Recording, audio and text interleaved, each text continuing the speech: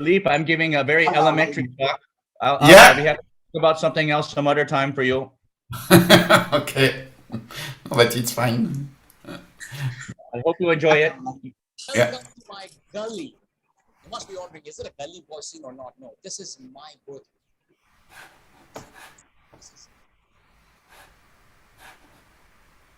Okay, so I think we are live, and let's begin today's program. So welcome all of you to day 2 of the Ramanujan Colloquium. It has been a great event. Yesterday we had 2 scintillating lectures by Professor Michel and Matamaki. And today we are going to follow it up with 2 more scintillating lectures by stalwarts. We start with Professor Ono and then this year's award winner, Professor Will Savin. Today is also the National Mathematics Day, as we all celebrate it in memory of Srinivasa Ramanujan. And I would like to invite Professor Krishnaswamy Alladi, who is a very well-known figure for us because he chairs the Sastra Ramanujan Committee, which selects the winners for the award every year. And they make an excellent choice. Every year we get such wonderful mathematicians, young mathematicians below the age of 32, who have done sterling work in the areas inspired by Ramanujan. So without taking much of the time, I'm going to hand over the floor to Professor Alladi. But before that, I would like to remind our audience that you may post your queries to the speakers in the chat box in the YouTube link. And at the end of their talk, these questions will be answered by the speakers. So over to you, Professor Alladi. Thank you, Uma Maheshwari. It is really a pleasure for me to chair this wonderful conference. We have 4 outstanding speakers. We heard 2 really fine talks by very eminent mathematicians yesterday, Professor Michel and Professor Matamaki, who won the prize in 2016. And today for the National Mathematics Day, we have talks by Professor Ken Ono, first talk, and then the second talk by the Shastra Ramanujan Prize winner this year, Professor Will Savin.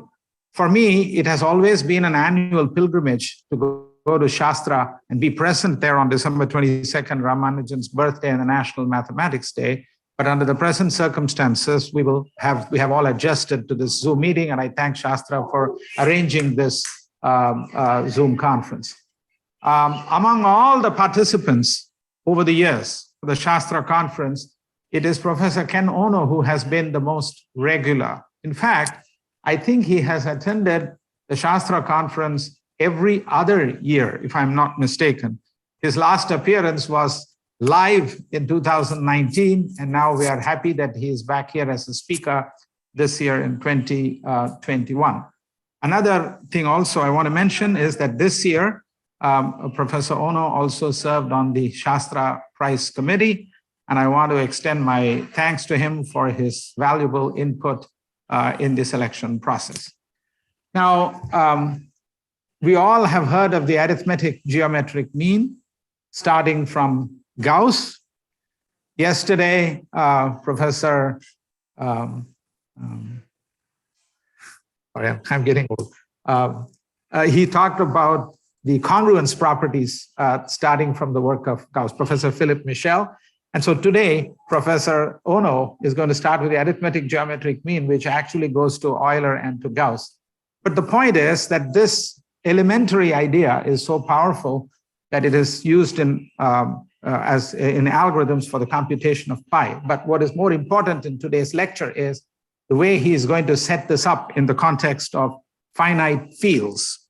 This also is very relevant because the great work of Will Savin is to take these deep conjectures in number theory and establish them in the context of finite fields by himself and with his collaborators. So it also ties in very well with the theme of the day in looking at these things in the context of finite fields. So without further ado, let me invite Professor Ono to give his talk on arithmetic and geometric means over finite fields. Professor Ono. All right. Thank you very much, Krishna. And it's a pleasure to be here. Thank you, Dr. Maheshwari, sorry, tripping over my tongue. So let me begin by sharing my screen. And although I cannot be with you in Shastra in Kumbakonam today, let me share with you this picture from December 22nd, I believe, or the 21st, 2012. Today in India, you are celebrating the National Day of Mathematics in honor of Ramanujan. And this photo is very special to me for a number of reasons. The most trivial of which is I look a whole lot younger in 2012 than I do now, so I look fondly back on that. But the real reason that this picture is very special to me is, one, it's taken in front of Ramanujan's home in Kumbakonam, as you know. And I'm sitting next to my late dear friend, Dick Askey, who played a very important role in my life in some very surprising ways. Professor Askey was awarded an honorary doctorate from Shastra, I believe in 2012, and this photo was taken at the Shastra Prize conference that year. If you don't know, I do want to take a moment to remind everyone of how influential Dick was. He was the mathematician who led the effort to fundraise the very famous bust of Ramanujan that was gifted to Janaki Ammal in the mid-1980s. And that moment played an important role in my life because arriving at my house in 1984 was a letter from Janaki Ammal thanking my father, who was one of the many mathematicians that Dick contacted. And my dad gave a $25 gift to be part of this global effort to remember Ramanujan. And so I think it is appropriate today on National Math Day in India to not only remember Ramanujan, but also to remember Dick, because through people like Dick, the legend and story and legacy of Ramanujan goes on to this day. And I wanted to begin by remembering this special day from 9 or 10 years ago. So my lecture today is based on joint work with some good friends and colleagues. My former student, Michael Griffin, current postdoc Neelam Sakia. She is a Nehru Fulbright scholar, and she will be returning to India at some point when she's done with her research stay here at Virginia. And another one of my postdocs, Wei Lun Sai. And this topic may come as a surprise to you because I generally talk about topics that are related to other areas of mathematics. But today, for this very general audience, I want to have a lot of fun and explain how the AGM ties together special functions, things that Ramanujan was really a world expert at, with some surprising, beautiful ideas, in the hope that the students that are in the audience may choose to study elliptic curves and more modern number theory. So without further ado, let me get started. And I'm going to start at the very beginning. I'm going to start in elementary school, where we first learned about averages. If A and B are two positive real numbers, their arithmetic mean, their average, AM, is just A plus B over 2. Simple enough. What is the geometric mean of these numbers A and B? Well, what else could it be but the square root of their product? And at first glance, it doesn't look like the arithmetic and the geometric means have little to do with each other. And the first example I would give you might even go as far as confirming that. So if you choose A to be 9 and B to be 1, their arithmetic average is 5. The geometric mean, the square root of their product, is equal to 3. And 5 certainly looks nothing like 3. In elementary school, you may have been taught the arithmetic and geometric mean inequality. Maybe that was one of the first theorems you actually proved. And it's the assertion that if A is at least as large as B as real numbers, then the arithmetic mean is at least as large as the geometric mean. Now, there are many ways to prove this, and maybe this gives some insight into whether you are an analyst or a geometer or a combinatorialist. Never mind all of that. Let me prove this by means of a picture that I pilfered from the internet.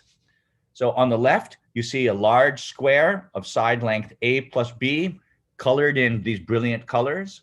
On the right, you also see the same square of side length A plus B, but with the middle little square that's purple shaded white. It's very easy to calculate the area of the non-white stuff, right? You just take the large square on the left, that's A plus B squared. And if you forget the little white square on the right, you get 4AB. And so from this picture, you see that A plus B squared is at least as large as 4AB.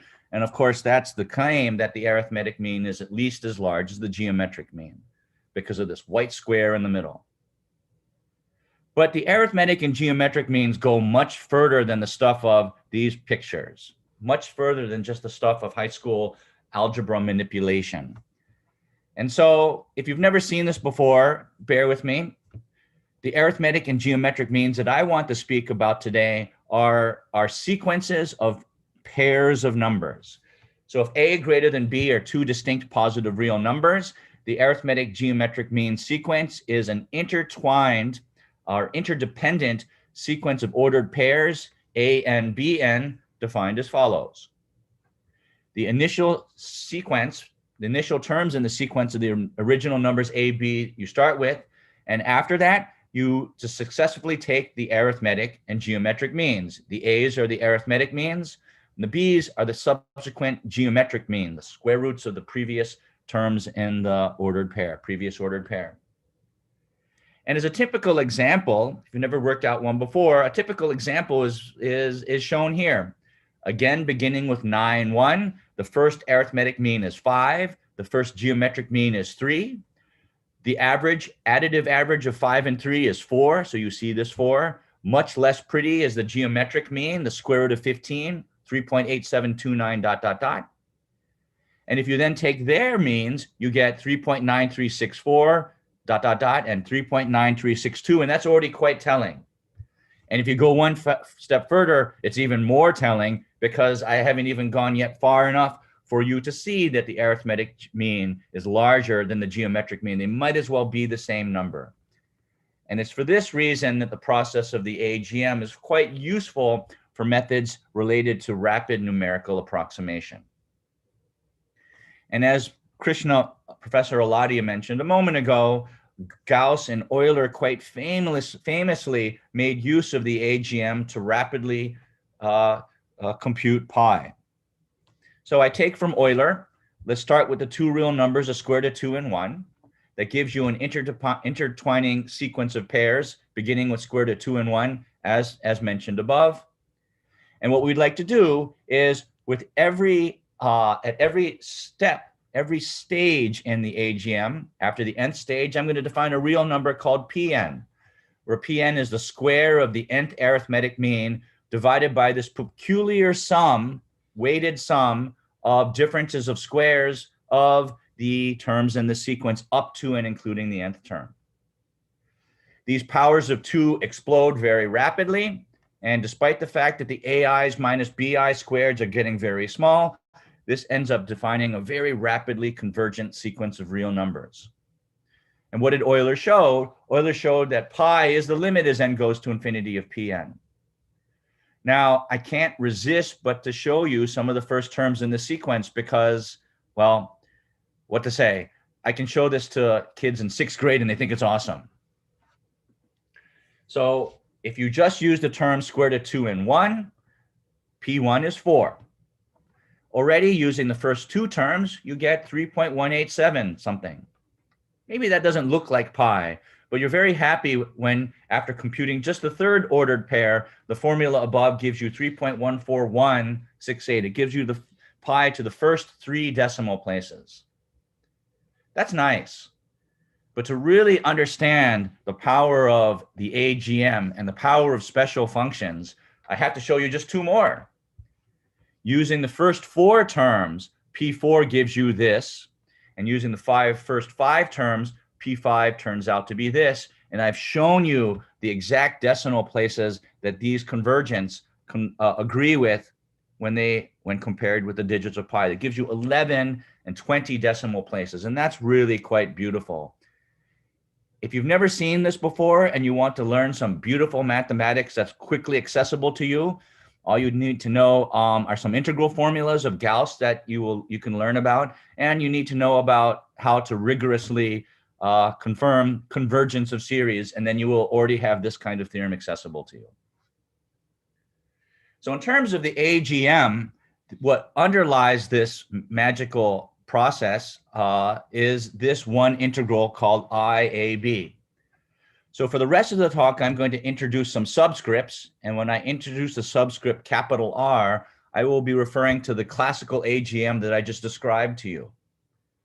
If you've never seen it before, out of nowhere, I want you to believe that this integral, that's called an elliptic integral, somehow is important. And for those of you who have some experience with elliptic curves will know perhaps where this is going. But independent of that, you don't need to know anything about elliptic integrals or elliptic curves. Let's just accept that IAB as this integral is an important special function. And it's a function of the two parameters you started with called A and B. It's not very difficult to show that if you change variables and replace A by the arithmetic mean of A and B by their geometric mean, you get another integral with new parameters. But it's just an elementary calculus exercise to show that the values of these two integrals are the same. So in this regard, what you have is an incredible device. You have a device of writing down infinitely many formulas for the same integral because you're integrating with respect to different parameters. And it's in this way that the AGM is useful for computing digits of pi, because the closed formula for this integral includes pi as a factor. What is this formula? It's this famous formula of Gauss that says that this integral IAB is nothing more than the evaluation of what's called a classical 2f1 hypergeometric function at the argument 1 minus b squared over a squared. And here you find your pi. So I apologize if you've never seen the definition of a hypergeometric function before. 2f1 superscript class is what we refer to as a Gauss's 2f1 classical hypergeometric function. It will never appear again in this talk, but you can look this up in Wikipedia or in many books, and this is very standard stuff. What my talk about today is about the AGM over finite fields, which a few months ago I would have thought would have been written down many places as a topic that could be used to introduce the theory of elliptic curves and zeta functions of varieties over finite fields to students. And together with Michael and Neelam and Wei Lun, we discovered that we couldn't find this. And it looks like no one has actually ever really studied, to my surprise. If I'm wrong, I'd be happy to be corrected. But we weren't able to find anyone treating AGM and finite fields in a proper way. That isn't to say that people haven't done these calculations and written some things, but the material I'm going to describe, I think, is really new.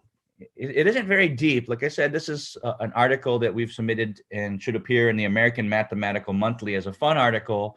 And well, let me tell you what we found. So to explain what we found, let's just take a moment to revisit the AGM over the real numbers and emphasize some statements which at first glance might not seem important to make. Half of the real numbers have square roots. We know that the positive real numbers have a square root, and you can't take a square root of a negative because then you would venture into the land of complex numbers. Ooh. 2, it's custom. Our custom is to choose square roots to always be non-negative. And there's a reason for that. But what's convenient about that for the AGM is this tradition, this choice always allows the AGM to continue uninterrupted. You're never taking the square root of a negative when you start with 2 positive real numbers. And because of that, I just want to emphasize that if we were to try to define an AGM involving the square root of -1, you could do it, but it wouldn't be as simple as the beautiful thing that we just started with. I would have to start decorating it a little bit more, and I don't want to do that today. So what do we seek if we seek an AGM over a finite field? Well, we'd like to know that these 3 bullet points have an exact analogy. Well, from your first course in number theory, when you study quadratic residues, you know that square roots exist for half of the elements in the finite field, right? If you have a finite field FQ, Q minus 1 over 2 of the elements are residues. 0 has a special place. Is that or is that not a problem? Well, that's not a problem because that's exactly analogous to the statement that the positives, that half of the real numbers, have square roots. What about the choice of sign? We never had to worry about choosing signs when we take square roots. The square root of 4, we dictate, just declare to be 2. We pretend that -2 is not a square root for AGM. How would you do that over a finite field? What does it mean to dictate a sign? How would you do that uniquely? Well, it turns out that that issue is handled for us when we consider the third issue above, that square root of -1 isn't real. If we seek finite fields where -1 is not a square, not a quadratic residue, then it turns out that the issue of choosing signs is handled for us because -1 wouldn't be a perfect square, so we wouldn't have to worry about that choice of sign. And so all of the standard features that we take for granted for AGM over the real numbers are available to us and present over finite fields FQ when Q is 3 mod 4. We don't have to assume that Q is 3 mod 4, but I want to just stick to this beautiful case because we don't have to decorate in any way. So the AGM over finite fields FQ, where Q is 3 mod 4, is nicely summarized in this way. Start with 2 non-zero elements in the field, A, B. So the star means non-zero. Just demand that A isn't plus or minus B. If A happened to be plus or minus B, it would be a degenerate AGM anyway. And let's just demand that A times B is a perfect square, a residue, a quadratic residue, which is analogous to saying that A and B a priori were positive numbers in the real case, because that would then guarantee that AB has a square root. And then over the finite field FQ, and the FQ will be dictating and indicating that we're working over the finite field, let's define the AGM sequence using the very familiar formulas. Now, a comment here, these formulas are well defined because when I choose the next term, AN-1, BN-1 from the previous term, I'm going to choose the square root of BN-1 so that their product, AN-1, BN-1, is a square. And I only have one choice that makes that possible, because the negative would not be a square because -1 is not a quadratic residue. So it's exactly in this way that the AGM proceeds uniquely, uninterrupted, just like it does for the reals. All right. So this is the setting that I want to consider. So let's work out an example, the finite field Z mod 7Z. We could begin with the numbers 1 and 2. And remember, I need to check that their product is a quadratic residue. They are. 1 times 2 is 2. 2 is a quadratic residue mod 7. And the first arithmetic mean is the average of 1 and 2, 5. 1 plus 2 is 10 mod 7, so the average is 5. How do I select the geometric mean? Well, I have two choices of square root of 2. 2 is plus or minus 3 squared. And so I know that the first geometric mean has to be selected from either 3 or -3.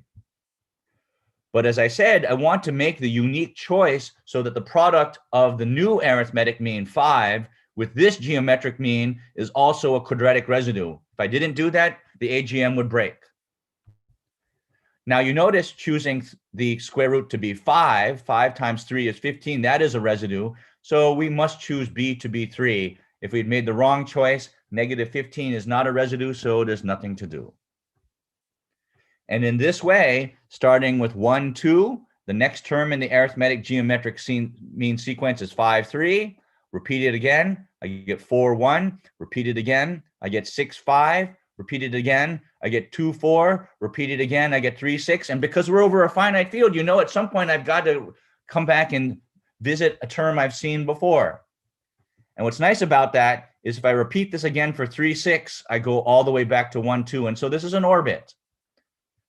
So unlike the arithmetic and geometric sequences over the real numbers, I don't get infinite sequences. I get things that ultimately must enter into an orbit. That's very different.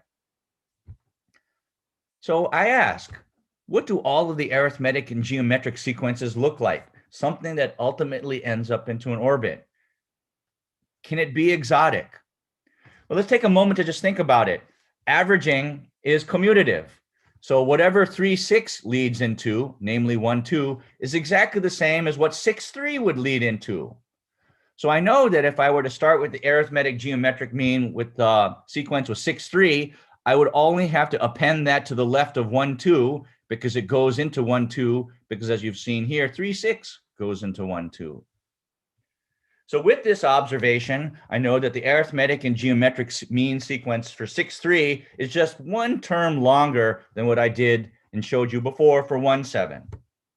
It's a 1 singleton leading into this length 6 orbit.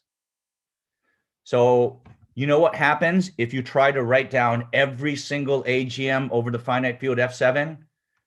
What happens is already illustrated in this example. Nothing more exotic than this happens. If you compile all of the AGM sequences over F7 together, you get a picture like this. You get a length 6 orbit.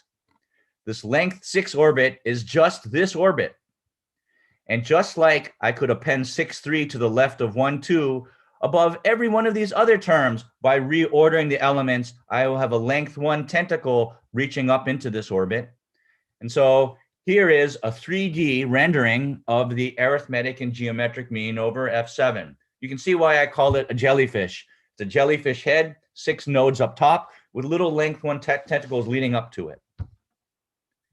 And I hope this discussion of F7 in particular leads you to wonder about, well, what happens for other finite fields? Surely we could teach a computer program to very, very rapidly construct other AGMs.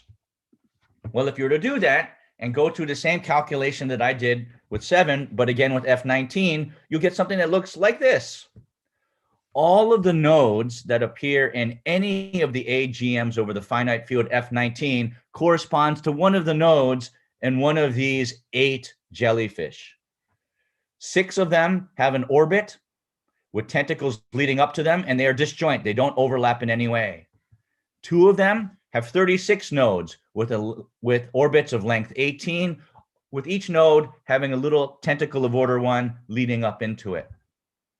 And so you then want to ask, as you consider the variation over finite fields, what is this simple task of taking an additive average and a geometric average doing with the points in the field?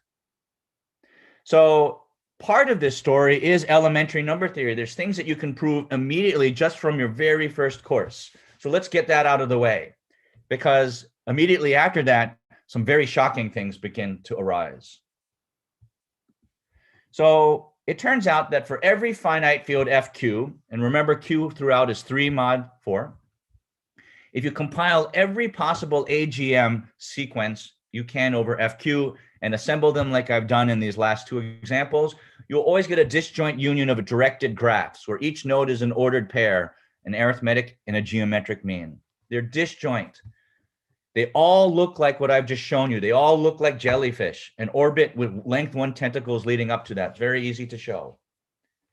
And so for the sake of notation, I will call this the jellyfish swarm. Disjoint union of jellyfish. They all look like this, an orbit with length 1 tentacles leading up to the orbit. And let's just declare the symbol D of FQ to be the number of distinct jellyfish that there are that make up this swarm. So for example, for the prime 7, D of F7 was 1. I showed you just 1. And if you replace Q by 19, there are, what would I say they were? There are 8. D of F19, there are 8 of these. So let's get the easy stuff out of the way. What is true about the AGM over these FQs?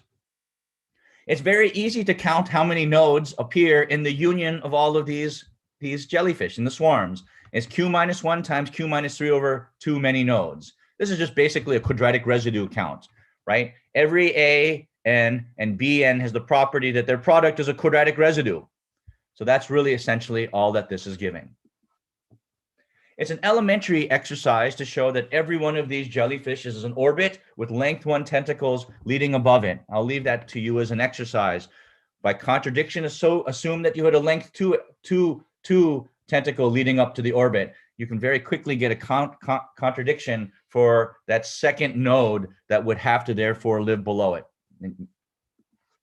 And also in elementary number theory, suppose you have a jellyfish with n nodes. I've shown you one with 12, and I've shown you one with 36. If you have a jellyfish with n nodes, and you count all the jellyfish with n nodes, and you multiply them together, you get a multiple of q minus 1. I also leave that to you as an exercise. It's pretty easy stuff in terms of studying congruences. Now the question is, in the spirit of arithmetic statistics, which as I gather is the theme of the day for at least 3 of the talks in this conference, I could ask the very basic question: what kind of jellyfish appear in the AGMs, and how many are there?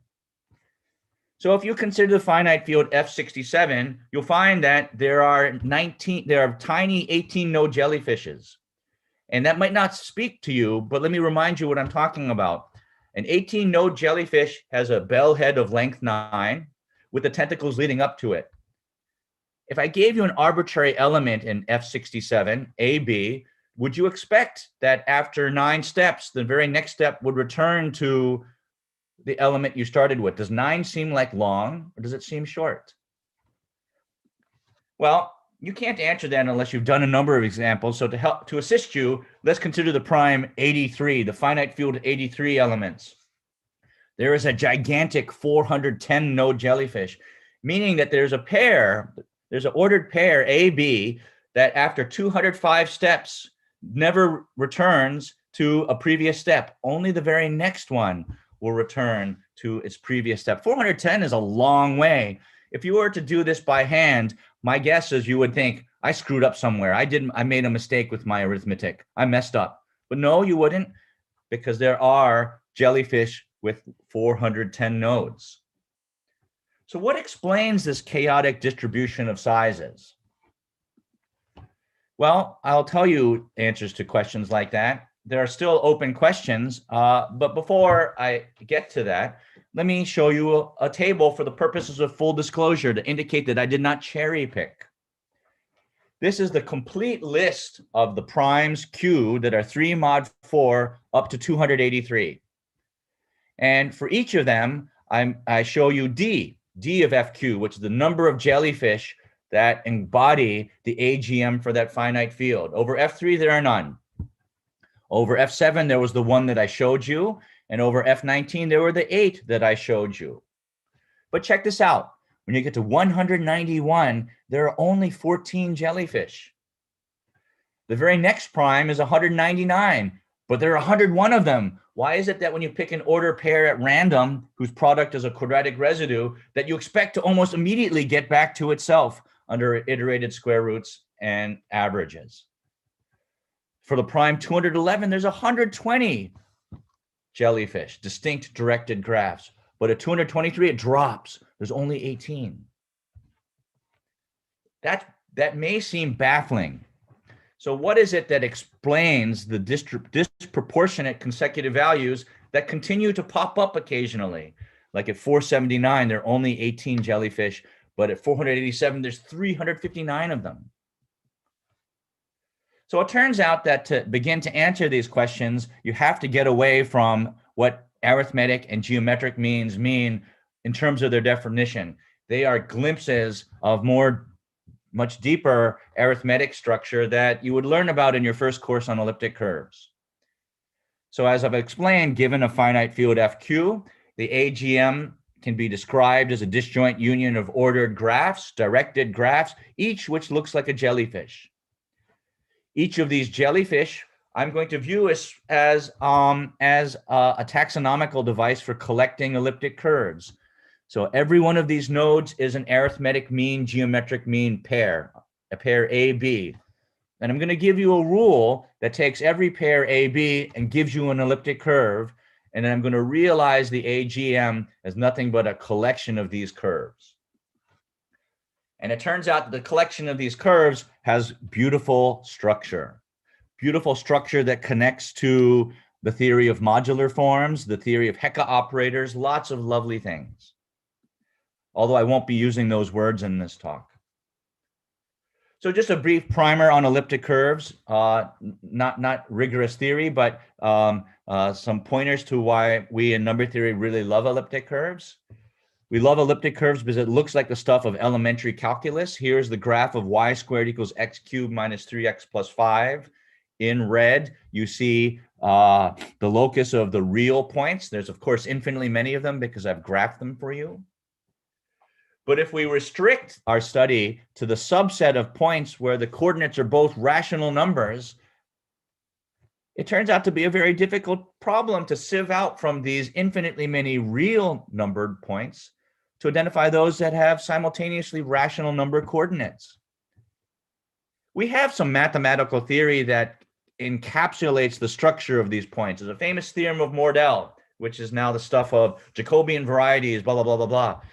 But in this case, a famous theorem of Mordell going back 100 years states that the rational points on an elliptic curve form a finitely generated abelian group, where the hint of the group law is captured by these dashed blue lines. And as is the case with every finitely generated abelian group, there is a finite subgroup called the torsion subgroup, which is part of it, and direct copy with a potentially infinite part of this group, finitely many copies of Z as an additive group. Why do we care? We care about this because, well, believe it or not, in 2021, we don't know how to, we don't have an algorithm that provably computes what these rational points are as a group, despite the fact the theorem of Mordell that motivates that question is over 100 years old. That's the stuff of the Burton-Swinnerton-Dyer conjecture. In terms of explicit number theory questions that motivate this question, I show you a picture. Here's a right triangle that was assembled in 2006. I think it was by my friend Carl Rubin or No Melkis. I forgot whose slides I stole this from. But they gave a talk in 2006, and they indicated that the right triangle shown above, which has rational number side length, has area 2006.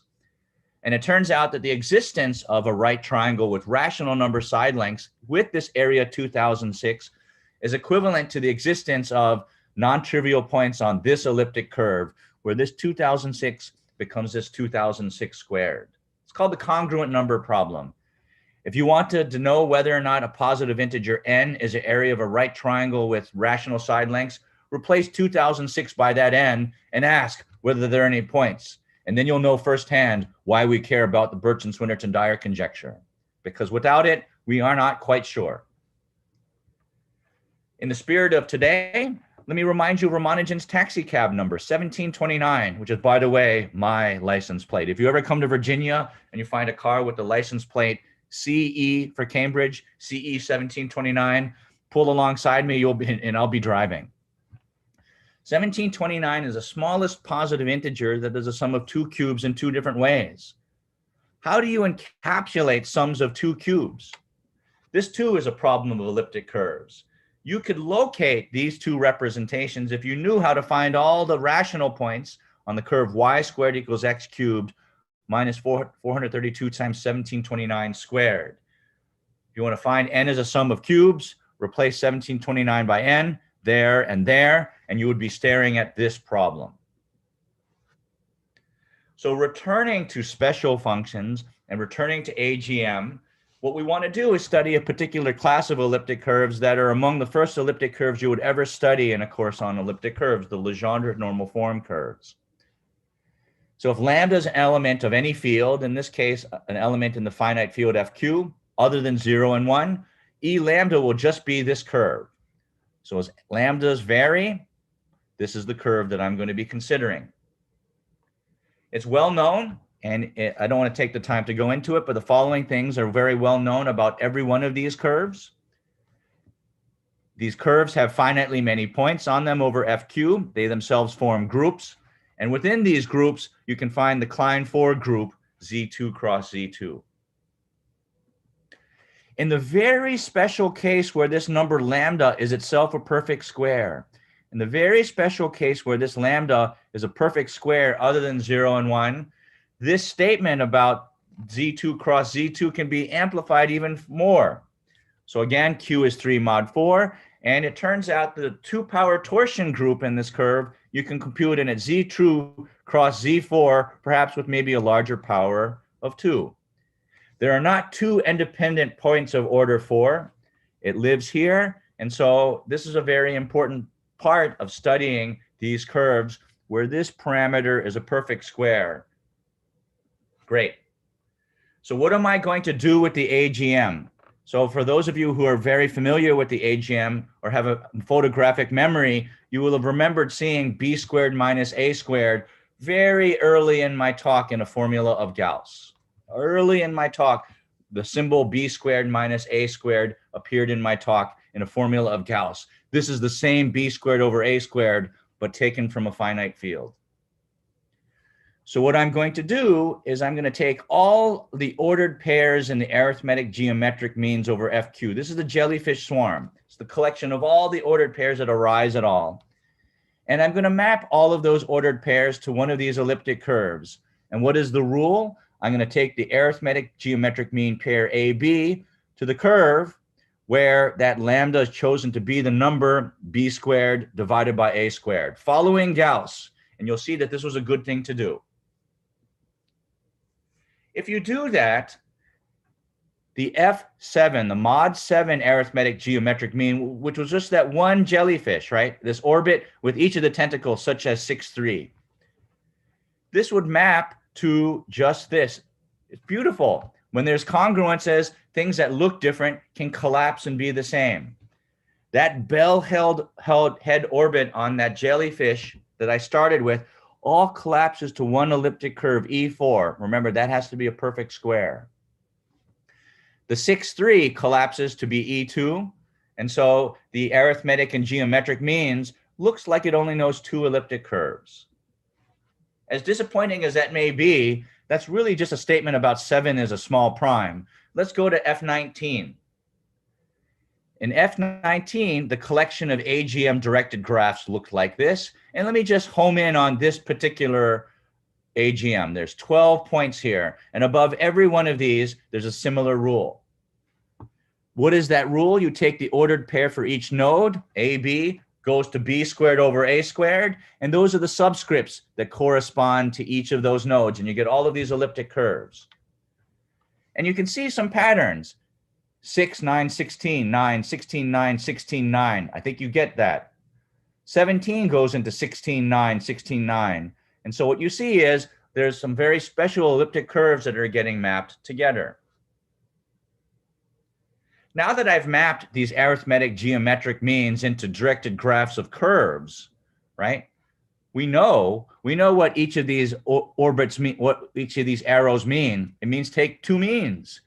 What do these arrows mean in this diagram?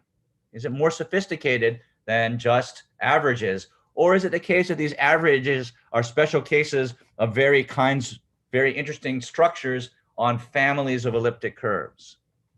What is the significance? So it turns out it's completely natural. And I was surprised. I thought for sure everyone would know this and would have asked the questions I've described decades ago. What we're talking about is the structure of what are called isogenies for elliptic curves. Isogenies, it might sound fancy, but it is not. These are explicit rules that as rational functions map the points on one elliptic curve to another without demanding that these are really isomorphisms. These are called isogenies.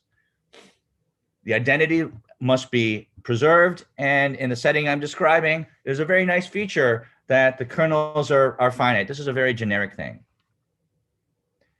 So it turns out that the arithmetic geometric means transported to these elliptic curves define isogeny networks.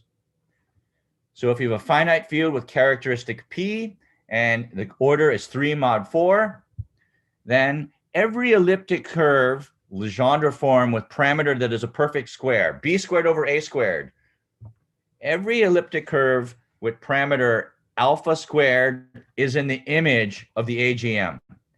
And not only is it in the image of the AGM, I exactly know how often it is in the image of the AGM. It occurs q minus 1 times. That's easy. What happens when you take a pair and construct a new arithmetic and a new geometric mean? What does the arrow mean in AGM, but in the context of elliptic curves? It's an isogeny. The points on the elliptic curve corresponding to AN, BN, map to the points on the curve corresponding to the new pair AN minus 1, BN minus 1, and it's given by this rule. Maybe this is hard to look at first glance, But now that I've given you the definition of isogeny, you can work it out. This is really an isogeny on these elliptic curves. And you can check that the kernel is just the order 2.00. So the AGM in disguise, instead of giving convergent, rapidly convergent sequences of real pairs of real numbers, is a device for walking over and organizing elliptic curves of Legendre type with parameter that is a perfect square. So since we know a lot about elliptic curves, what can the elliptic curves tell us about the AGM now that we've made this this interpretation? What do the jellyfish themselves represent? The swarms are the union of all the AGMs. The jellyfish themselves are the directed components, directed graph components that don't see each other. What do they actually mean? So let me remind you that D of FQ is the count. It's the count of the total number of jellyfish that appear in the finite field when you assemble all of the AGMs. Well, the first thing is awesome. For any, there is a abelian group G such that every node in a jellyfish has the property that the group of rational points of the corresponding elliptic curve over FQ is fixed and must be G. I call this a theorem, but this is an immediate consequence of facts about isogynous elliptic curves over finite fields. So for every node, the corresponding elliptic curve, when defined over FQ, despite the fact they're not isomorphic over the algebraic closure of FQ, despite that fact, over FQ, they have the same group structure. And in particular, we can compute exactly what the 2-CeLo subgroup of this group must be. It's very restrictive. And for experts in the audience, this is what it means to say we apply some level 2 structure for universal elliptic curves and yada, yada, yada.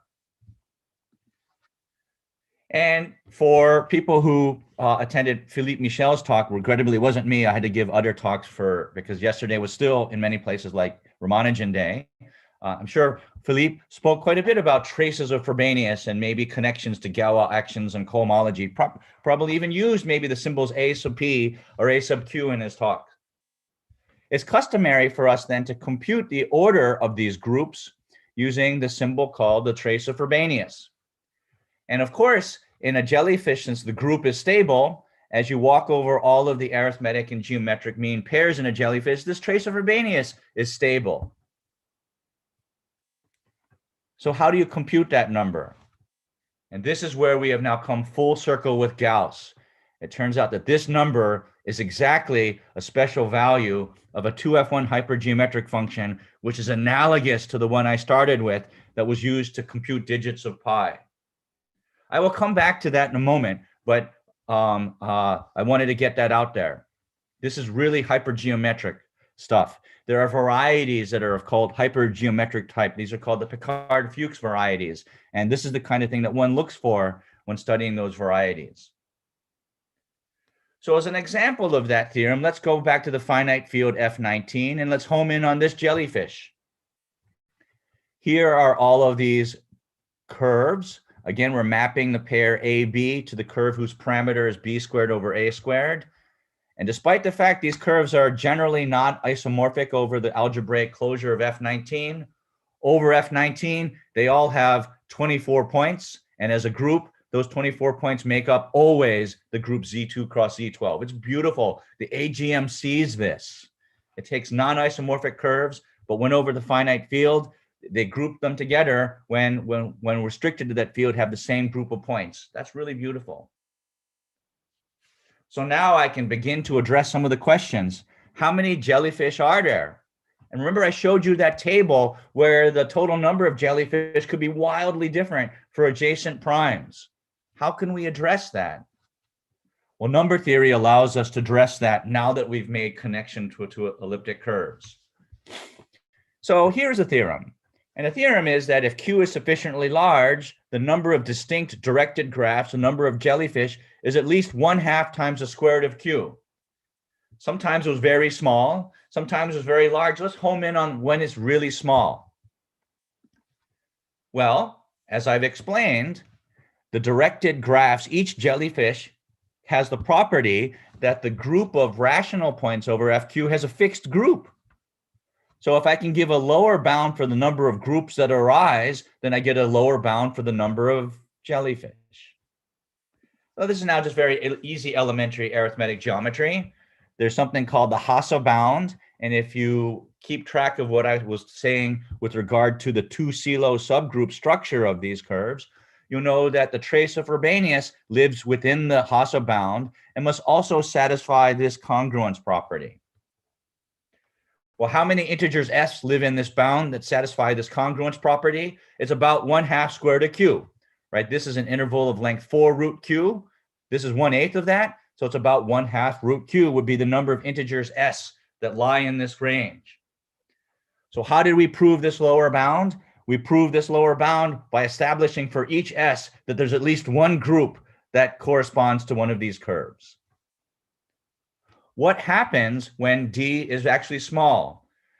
When d is actually small is when it's close to the truth that there's exactly one group for each of these s's. And they're very, very special primes that have the property for the s's in this range that there are very few groups. Generally, there's many more groups. So the problem of counting how many arithmetic and geometric mean or directed graphs there are becomes a problem in group theory. Arithmetic statistics on the groups that are admissible groups for groups of rational points. How close is our lower bound? Our lower bound is actually quite close. So for these finite fields, including up to df 7,703, there are 87 distinct jellyfish. Our lower bound is about 43.8. And I'm rather certain that the correct lower bound is of the form square root of q log q. And for the experts in the audience who are jotting down how to make my argument better, let me just tell you, I already have a graduate student doing this. It becomes a problem in group theory. As S walks over the Hasse range, what is the expected value for the number of groups for each S?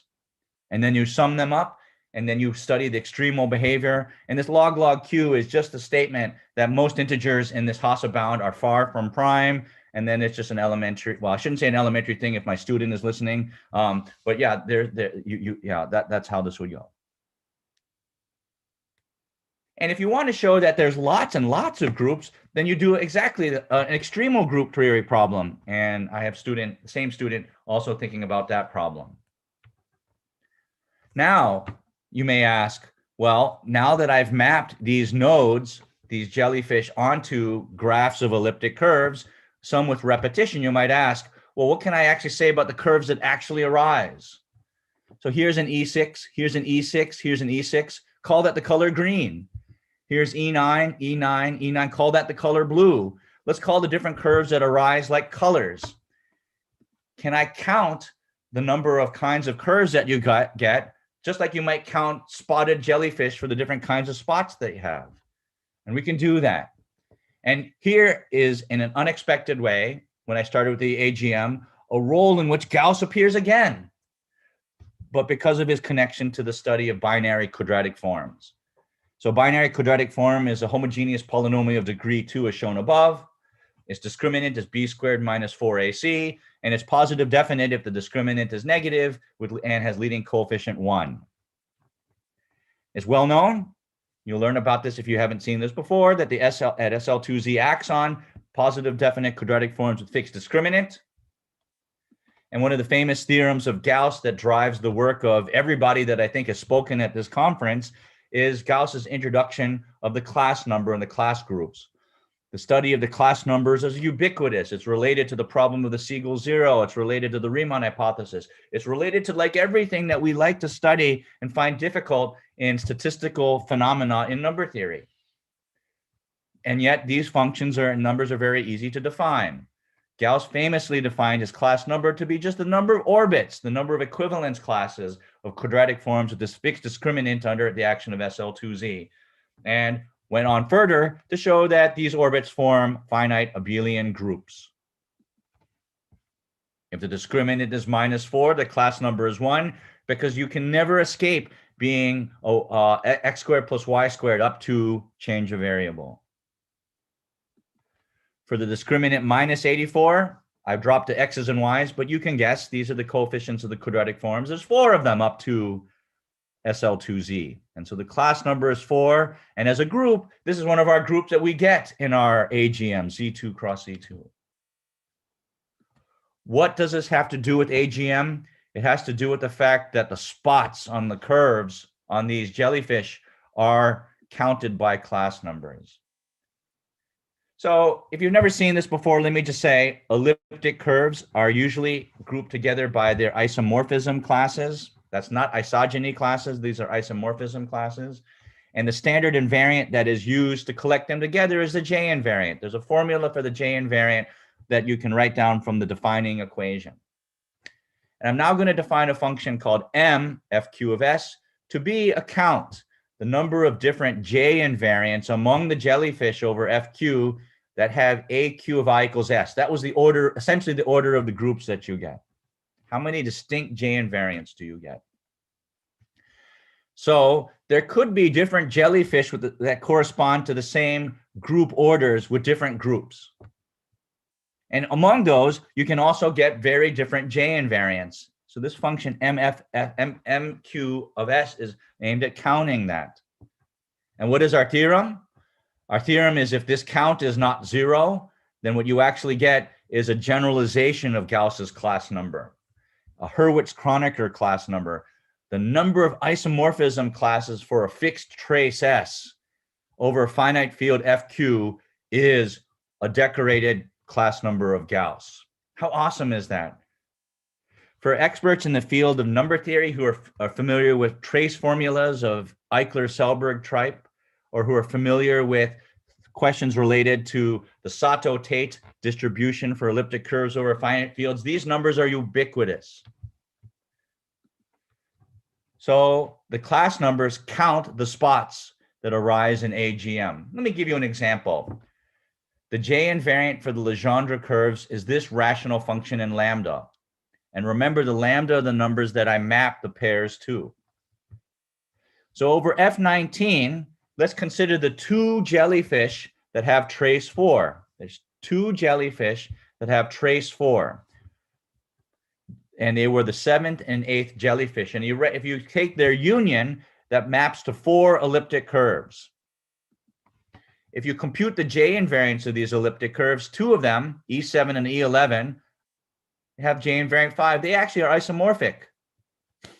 And E4 and E5 have J invariant 15. So they are isomorphic, but these are disjoint pairs in terms of isomorphism. So in terms of counting isomorphism classes from the trace form family, the class number is 2.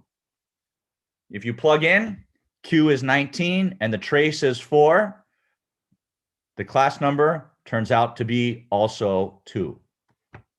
So this would be a very roundabout way for computing class numbers. You pick your finite field FQ, put in the Q here.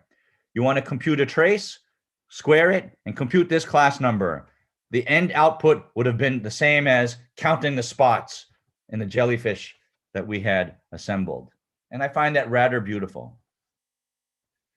So to now wrap up my talk, what does this all have to do with special functions in Ramanujan? Well, I brought up 1729. Ramanujan was a world expert on elliptic functions and these integrals. That's throughout his work.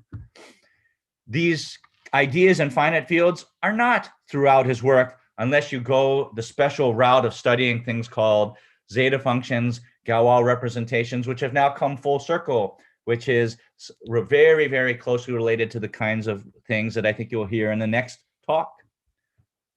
But for us, what does this have to do with special functions? It all starts with this very innocent elliptic integral A that I started with, which had the property that under the arithmetic and geometric mean change of variable is invariant.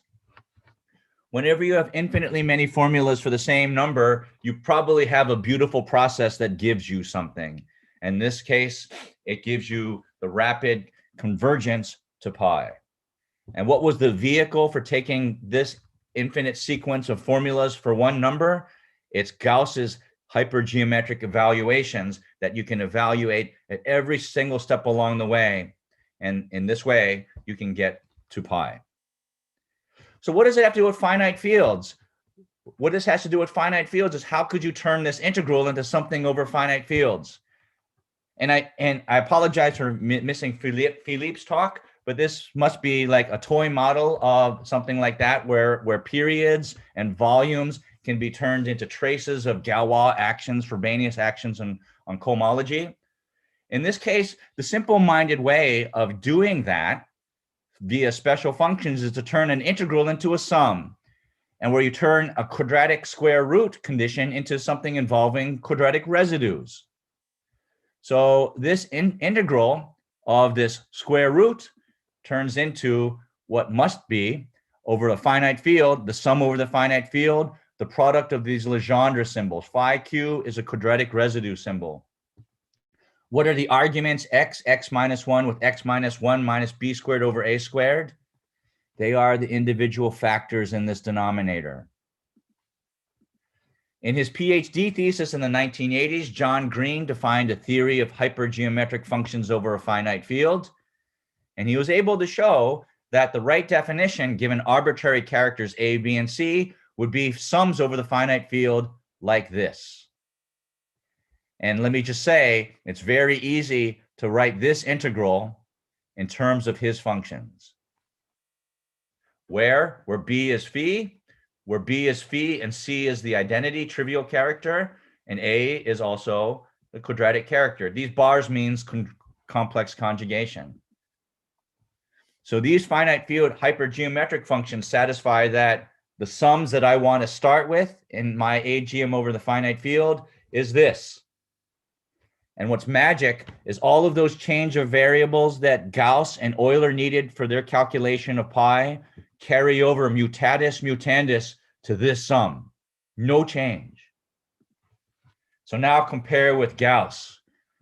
He got his formula for pi. Pi is the volume of the circle, which plays a very important role in these integrals.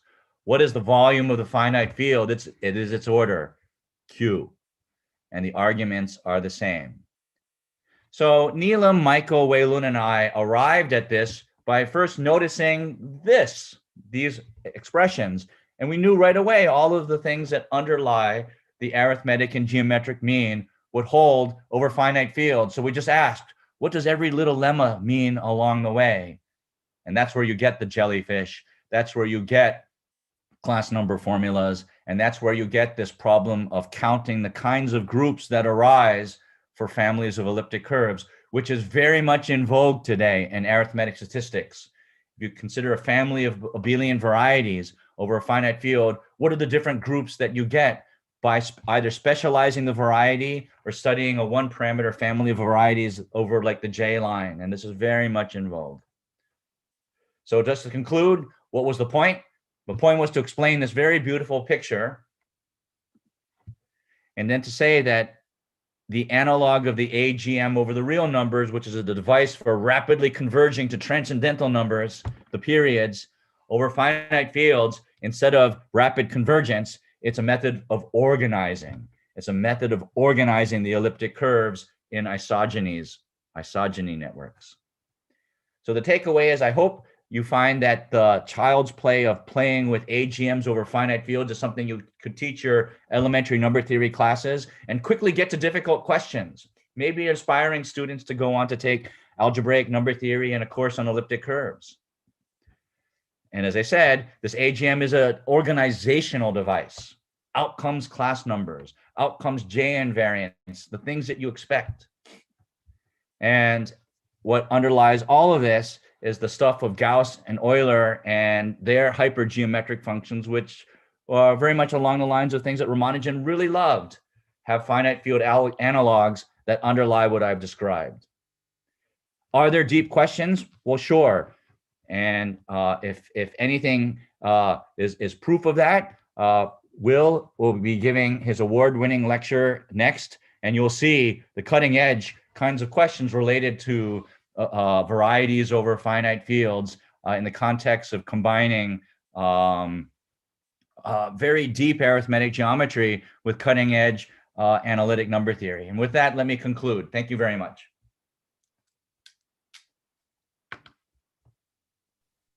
Thank you, Ken, for a brilliant lecture. beautifully explained, starting from very elementary ideas of AGM and pointing out how fruitful this investigation over finite fields is. And actually, the connections are lovely. And actually, you made connections with a good variety of interesting and deep topics. Thank you so much. Now, since we are actually a few minutes past the hour, and since Professor Ono himself has to leave, is it okay if we ask the audience people to send Professor Ono emails with questions? Is that okay? And then now we proceed to the next lecture. Ken, is that okay with you? I could take one or two questions, but you are right. I could go. I see some questions in chat. Maybe I'll just answer those and then we'll go. Okay, then try to quickly answer those because we are a little bit.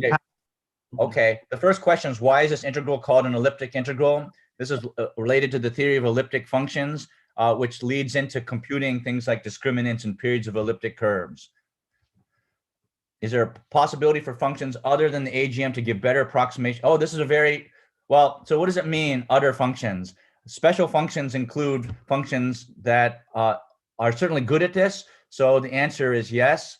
Many people, I invite you to read this book by the Borwein brothers on pi and the AGM as introduction to this rapid field.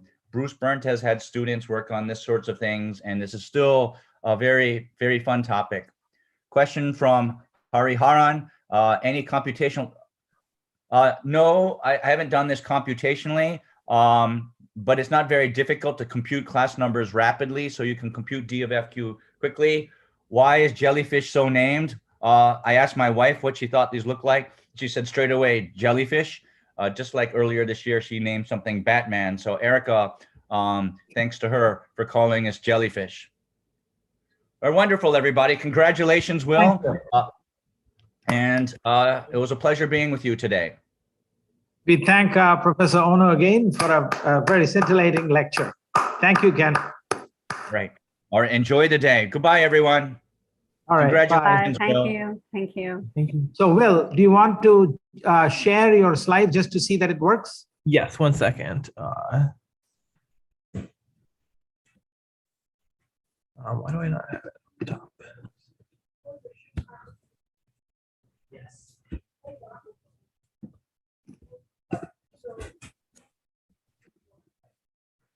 Share screen. Oh, there it is.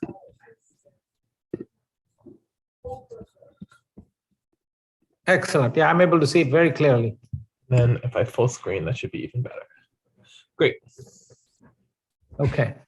So let me quickly introduce Will Seven. Since he is the winner of the Shastra Ramanujan Prize 2021, I do have to say, just very briefly, the reasons why he was chosen for the prize. It is really for path-breaking contributions at the interface of number theory and algebraic geometry. And all this is possible due to his deep understanding of a variety of powerful methods in different fields. But the most important aspect of his work, I think, is that he is really the central force in various collaborative projects where classical unsolved problems in number theory, great unsolved problems in number theory, like the Goldbach conjecture, the twin primes problem, and so on, have been now established, proved in a function field, finite field setting. So this is a remarkable achievement. And so this is one of the things for which he has been given the prize. And here I should say he has had major collaborations with Mark Schusterman and also with Philip Michel and Emmanuel Kowalski and Tim Browning. I'm only naming 4 people, and since we're running out of time, I'm not talking about the individual works of these in these collaborations. Now, this line of investigation and results of Will Seven is really going to have enormous impact, both in analytic number theory, as well as in algebraic geometry. Very briefly about his biographical, some biographical details. He is very young, born in 1993, and he was a child prodigy. He actually finished his high school curriculum by the age of 8. So that is in the spirit of Ramanujan as a prodigy. He was identified first by the brilliant and famous mathematician Serge Lang, following which he attended classes at Yale University and simultaneously got both his high school diploma and his BSc degree at the age of 17. Then he joined Princeton University to work under the famous algebraic geometer Nick Katz, and that is where he gained mastery over the techniques of algebraic geometry and started attacking these notoriously hard problems. So after serving as a junior fellow at the prestigious ETH in Zurich, he has joined the faculty at Columbia University, where he holds the Clay Research Fellowship. So we are really very pleased that he is the Shastra winner this year, and we continue the tradition of identifying really outstanding young researchers. So today, he's going to talk about number theory with polynomials over finite fields. So I give you Professor Will Sabin. Thank you.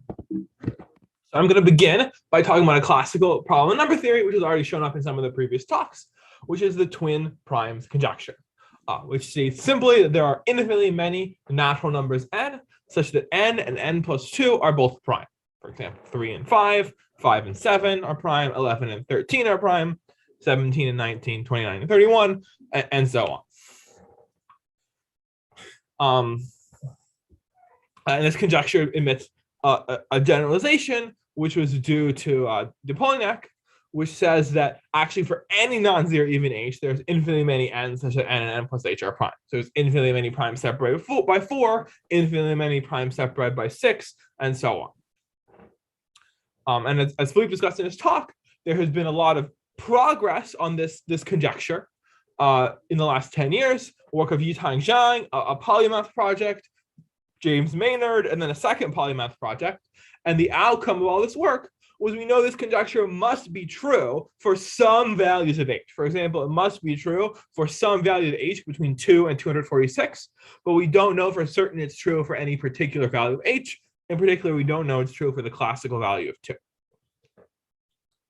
But what I want to begin by talking about is something that's a little bit more philosophical, which is why should we believe that this conjecture is true? And the kind of arguments I'm going to be making will also be applicable to a lot of other conjectures in number theory. For example, if you want to know why the Riemann hypothesis should be true, then we can make some similar arguments.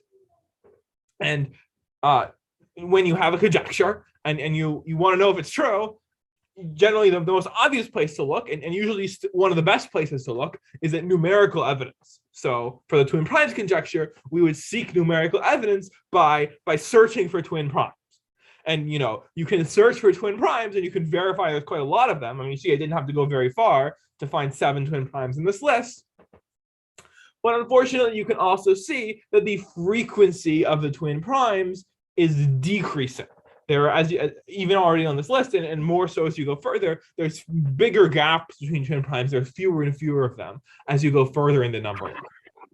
So from only this numerical evidence, it's hard to tell whether there are really infinitely many twin primes or whether the frequency decreases all the way down to 0, and then the twin primes run out at some point.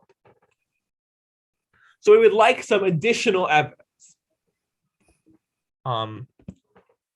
We would like, rather than some numerical evidence, some more conceptual evidence. How can we see, without calculating, that this conjecture should be true?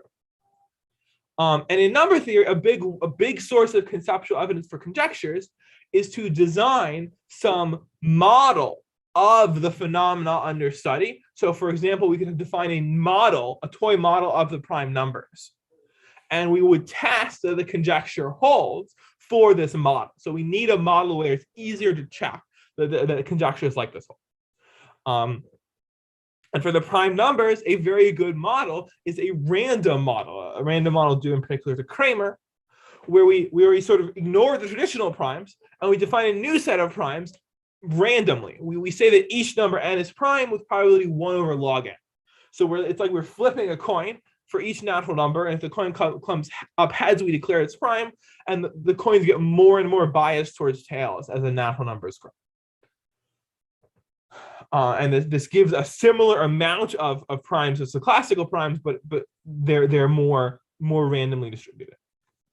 And in this model, one can prove that with probability 1, if you flip all these coins, there will be infinitely many twin primes. There will be infinitely many numbers which come up heads, and number 2 numbers away also comes up heads. Really, one wants to use one can do a little bit more than just say there's infinitely many twin primes.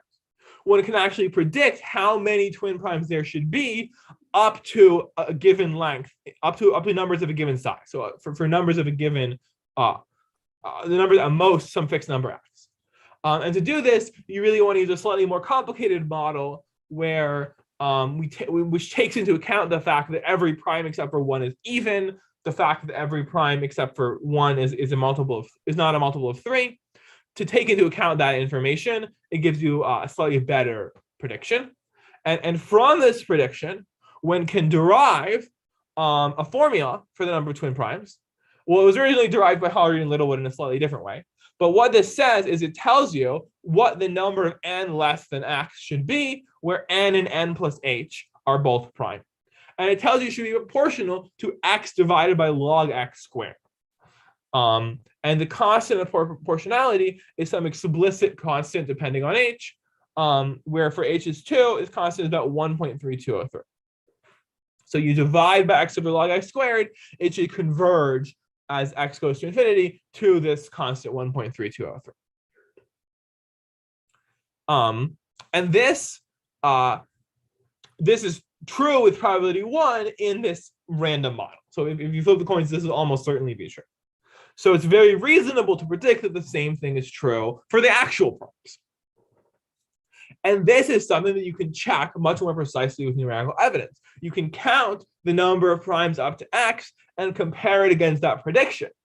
And so now you have something much more concrete to check. You don't have to check if there seems like a lot of twin primes. You can check, is the number of twin primes approximately equal to this prediction? And people have checked up to the size of about a few quadrillion. They found lots and lots of twin primes. And it does indeed agree with this prediction. The ratio of the number of twin primes up to x with x over log x squared, it seems to be converging to about 1.3-ish as the x grows larger. So by developing a more refined prediction using this random model, and then checking that against the numerical data and seeing that it matches, we can get a greater confidence that the conjecture holds than we could from either one independently. And it will be very nice to have even a third source of the same information. And this is something that we can do using a different conceptual model, which is not random at all, which involves polynomials over finite fields.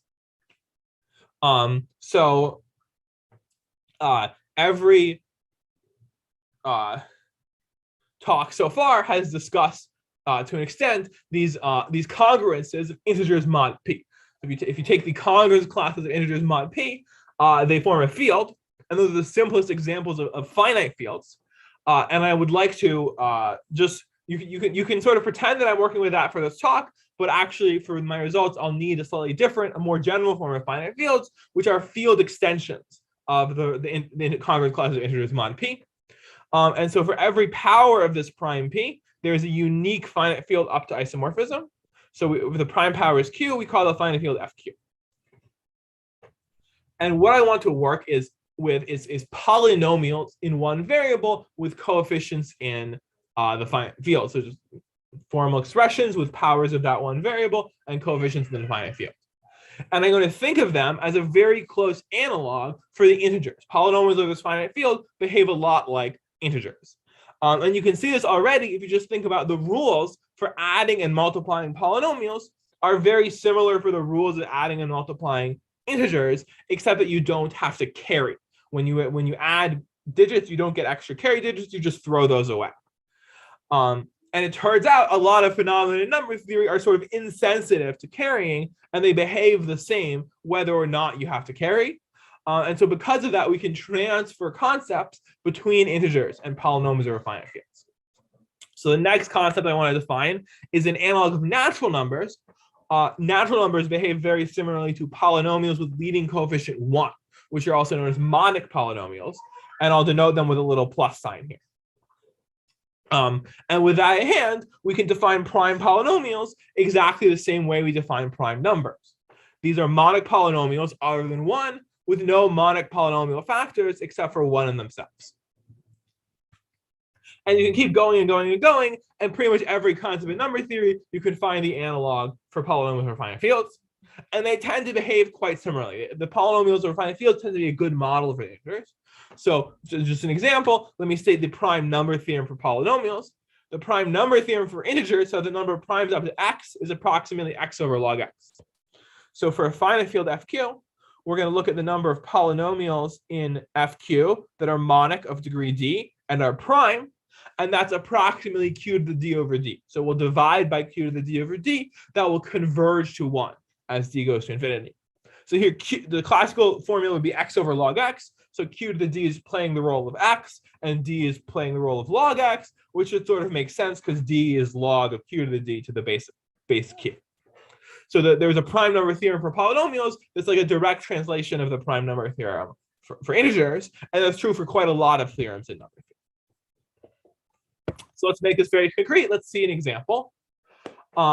I've repeated the definition of prime polynomials. Let's work in the simplest finite field, which is f2, the integer is mod 2, which has 2 elements, 0 and 1.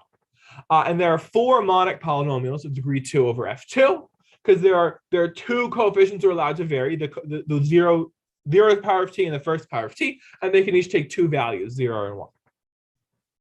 So those 4 polynomials are t squared plus 1, t squared plus t, and t squared plus t plus 1. And we can figure out which ones are prime by seeing which ones we can factor into 2 polynomials of lesser degree. So 2 polynomials of degree 1. So t squared, well, we can certainly factor that as t times t.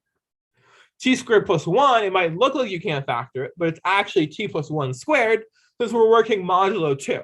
So t plus 1 squared is t squared plus 2t plus 1, but 2 is 0 for us. So it's the same thing as t squared plus 1. And t squared plus t, you can factor that as t times t plus 1. And with these 3 factorizations, we've exhausted all possible ways to multiply together 2 polynomials of degree 1 and get a polynomial of degree 2. So the remaining polynomial cannot be a product of 2 polynomials of degree 1, and therefore must be prime. T squared plus t plus 1 is prime. There's 1 prime of degree 2 over f2. And this is basically how you find the primes. I mean, this is a version of the sieve of Eratosthenes algorithm. You can find all primes of prime polynomials in this way. And you can generalize this approach to any finite field. So let's look at degree 2 monic polynomials over a finite field fq with q elements. There's going to be q squared possible polynomials because q of the 2 different coefficients can vary. Each one has q possible values. Of these polynomials, exactly q will be perfect squares. Exactly q will have the form t minus a squared for a and fq because there's q different choices of a. And the number which are product of 2 different factors, t minus a times t minus b, is equal to the number of ways to choose 2 different numbers from among our q possible elements of the finite field. And that's exactly the binomial coefficient q choose 2, or q minus 1 over 2. And so by subtracting, we see the number of remaining polynomials, q squared minus q minus q minus 1 over 2, is also equal to q minus 1 over 2. All these remaining polynomials are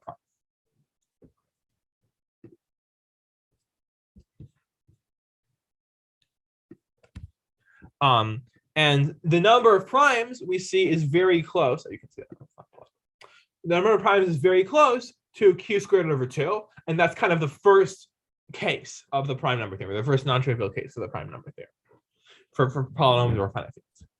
And it goes for higher degrees, it kind of goes in the same way, but just more complicated, more steps. So now knowing what prime polynomials are and knowing how many primes there are from the prime number theorem, we can make an analog of the Hardy-Littlewood conjecture for polynomials. which says that if you have a finite field FQ and you have a non-zero agent FQ joint T, then the number of monic polynomials f of degree d, such that f is prime and f plus h is prime, divided by q to the d over d squared, should converge as d goes to infinity to some singular series sh, an explicit constant sh. So here, in the classical setting, we had x over log x. Q to the d is always going to play the role of x, and d is always going to play the role of log x. So that's why I have q to the d over d squared. So this singular series for in the classical integer setting was given by this infinite product that Kaiser wrote down in her talk. And then here, the singular series, I don't want to write the formula down, but it's a similar infinite product. And this form of the Hardy-Littlewood conjecture is what I proved with Mark Shusterman with some assumptions on the finite field. So the size of the finite field Q is always going to be a power of a prime P. And for our theorem to work, we need P to be odd and Q to be bigger than 685,090 times P squared. So that's a relatively stringent condition. In particular, it never holds if Q is equal to P. And it never holds if Q is equal to P squared. So it only works if I have a power that's higher than 2. But if I do have a power that's higher than 2, it holds for all but finally many possible finite fields. So there are really a lot of finite fields where our condition holds and our theorem can be proven, although there's a lot of other finite fields where we don't know how to prove it.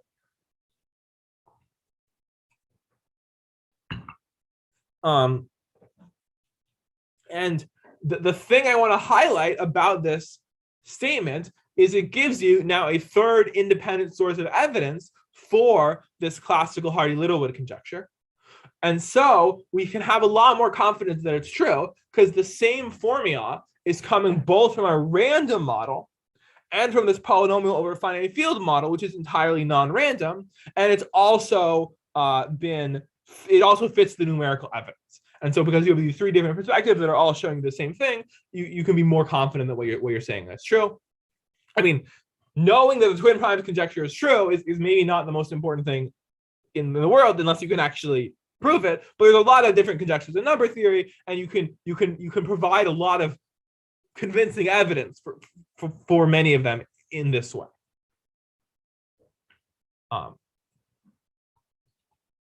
So that's what we did, and I should probably mention what had been done previously.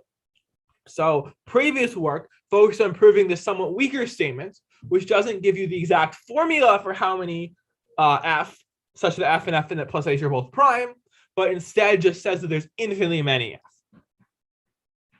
And this was known in the case where h is a monomial. This was done by Castillo, Hall, Lemke, Oliver, Pollock, and Thompson. They also credited Entin for giving the idea of a crucial trick that was used in their argument. And they also relied very heavily on the work of Maynard that Philippe talked about. And earlier than this, the existence of infinitely many polynomials, when the case is when h is a constant, was done earlier by Hall. So our work improves on this both by generalizing the possible values of h and by giving this kind of exact formula, which then fits nicely with the random model and numerical evidence as I described. And another variant that was solved previously was that if instead of taking the limit as d goes to infinity and q is fixed, you take the limit as q goes to infinity and d is fixed. In that case, you can take the constant to just be 1. It kind of simplifies the formula, and it simplifies a lot of things. And this was done by Bender and Pollock in the case when q is odd, and by Carmon in the case when q is even.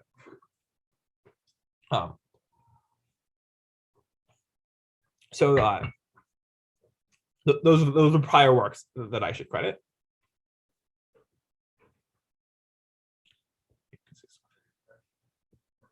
And so let me move on to a different classical problem in number theory, which is Landau's problem.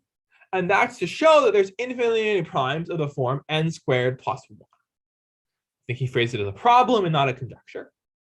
But this was generalized to Bunyakovsky's conjecture, which gives some reasonable conditions in a polynomial G, which ensured that g of n takes infinitely many prime values on integers n. That if you can define infinitely many primes that are values of that polynomial. And this conjecture was then strengthened into the Bateman-Horn conjecture, which tells you not just when there should be infinitely many primes overall, but it tells you how many primes there should be in a certain interval. So what this conjecture says is that if g is not a constant polynomial, then the number of natural numbers up to x, such that g of n is prime, divided by x over log x, should converge as x goes to infinity to some explicit constant cg, which is also defined as some kind of infinite product over primes. And this problem, this conjecture, is very, very hard, except in the case that n equals 1, or the degree of g is 1.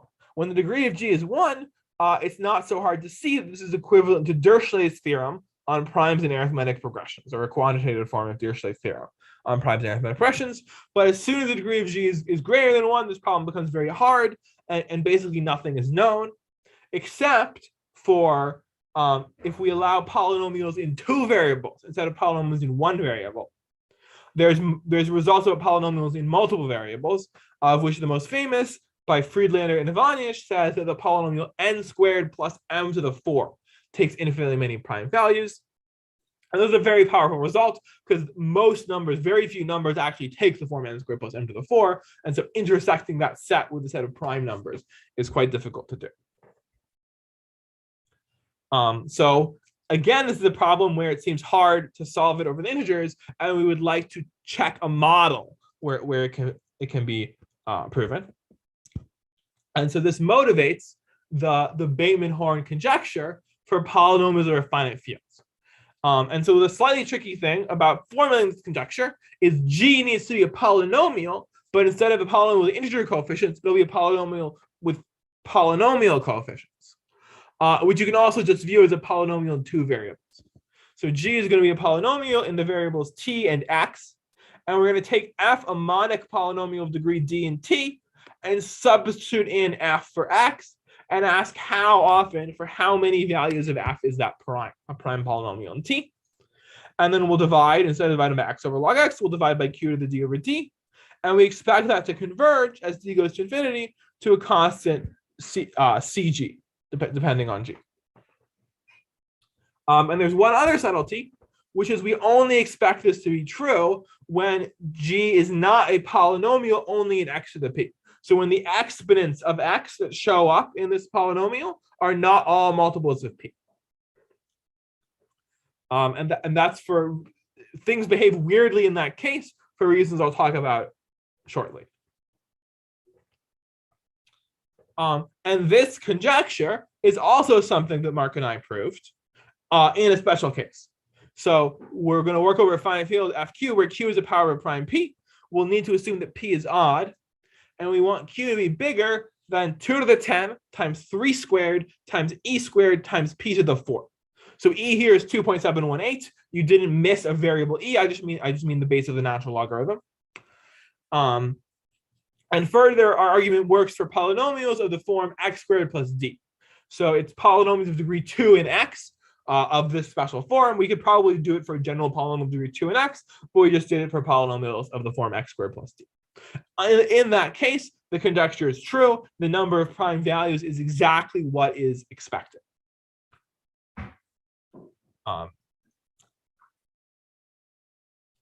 And so again, you see, as a result, there's lots of finite fields where we didn't prove a result, but there's also lots where we did. And so I should again mention the prior work. So if you're interested in the weaker statement that there exist infinitely many prime values of the polynomial, you can look at the work of Pollock, who handled certain special g of the form x to the L minus beta, where beta is a non-zero element of fq, by a kind of explicit construction, taking f to be a large power of t. So it's sort of very different from this counting question where you want to look at sort of generic solutions, or very special solutions. And if you're interested in a version where the degree is fixed and q goes to infinity, then there are results of Pollock, Enton, and Kowalski. But the prior work that's kind of most relevant to think about is what happens in the case when G is a polynomial in x to the p. So when the only exponents that show up are multiples of p. This case was studied by Conrad, and Gauss. And what they gave is evidence, both numerical and theoretical, that the usual Bateman-Horn conjecture is not true in this case. So that they give examples of polynomials where this limit probably doesn't even exist. It doesn't converge. And they showed how a good way to modify the conjecture, which then matches the numerical and theoretical evidence. And our work on this conjecture is in part based on their ideas. So we can actually take the same ideas that they were using to show the conjecture is probably not true in one case, and use those ideas to actually prove that the conjecture is true in a different case.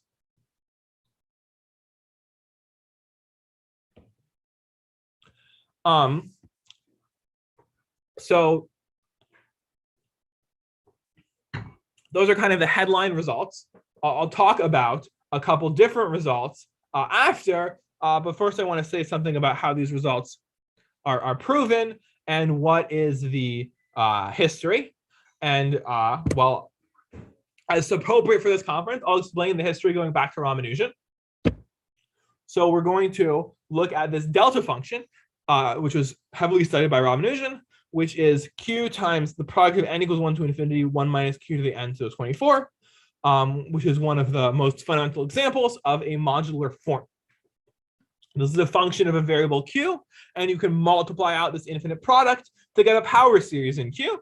And the Ramanujan tau function is defined to be the coefficients of this power series. So tau of n is the unique sequence such that delta q is sum n equals 1 to infinity, tau of n times q to the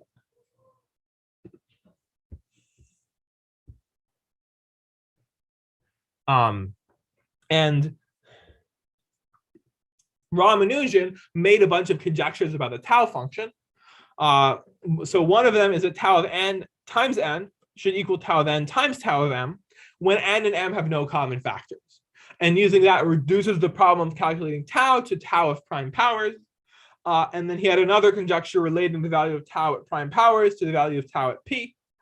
And then he had a conjecture describing the value of tau at p, showing that, or conjecture that it's at most 2 times p to the 11 over 2.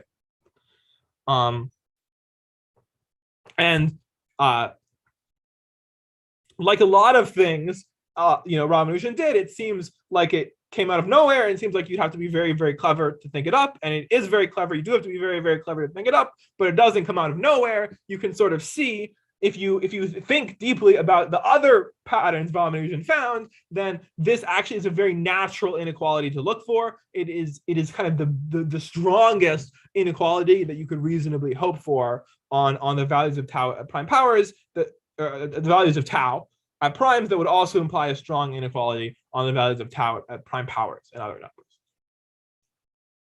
And of these conjectures, the identities, the ones that propose an equality between coefficients, were proven by Hegen, but the inequalities were not proven by Hegen, and they had to wait to Deligne. And Deligne proved this conjecture as a combination of 2 steps, each of which was very impressive and very influential on its own. And the first was his proof of the Weil conjectures. So he completed the development of this Italic cohomology machine, or Elliptic cohomology machine, that Philippe was discussing in his talk, which is a very powerful tool for counting solutions to a polynomial equation over a finite field, to know the number of solutions to a polynomial, or maybe a system of multiple polynomials, which was, work done primarily by Grothendieck and Grothendieck school, and building off this inspiration of that. And the second part of what he did was to actually relate tau of p, which at first seems to have nothing to do with polynomial equations over finite fields, but to actually relate it to the solutions of a particular equation or system of equations over fp in a way that is very non-obvious.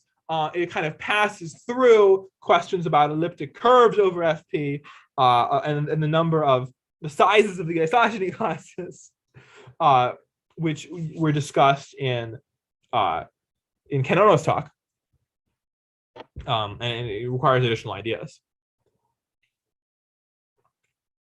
And both parts of the proof of Ramanujan conjecture have been very helpful, have inspired a lot of work in number theory after this work of Deligne. In particular, the second part is more useful in like algebraic number theory. The first part in analytic number theory is what I want to talk about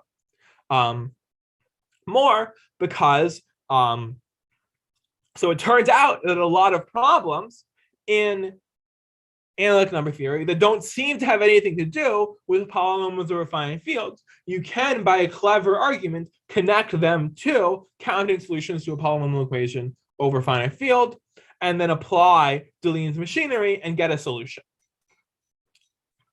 But the thing that's so powerful and the thing that's so useful about passing to the polynomial over finite field analog of the integers is that if you ask a number theoretic question about polynomials over finite fields, you don't have to be very clever to relate that question to polynomials over finite fields. They're like staring you right in the face. So while in classical number theory, only a few questions can we apply this machine of Deligne and get answers from his kind of geometric ideas, in number theory of polynomials over finite fields, almost every question we have hope, at least, to apply this machine and get answers. I mean, you still have to do it, and that's sort of the hard part, but connecting the problem to these ideas of Deligne is not nearly as hard. So what are these ideas? What are we actually doing when we're solving one of these problems? So this goes back to Weil, and Weil conjectured a relationship between two things that seem very different. They seem totally unrelated. One is the number of solutions of a polynomial equation over a finite field, and the other is the topology of the set of solutions of the same equation over the complex numbers, which will form a manifold, or maybe it has some singularities. You can look at the topology and geometry of that shape. So for those who know what cohomology is, I should mention that he specifically related it to the cohomology of the space of solutions. And even more precisely, the form of the statement is that the smaller the dimension of the cohomology groups of the complex solutions, the more control we have over the number of solutions over finite fields, the more precise a formula we're able to get. But if you do not know what cohomology is, please don't worry about that kind of detail. And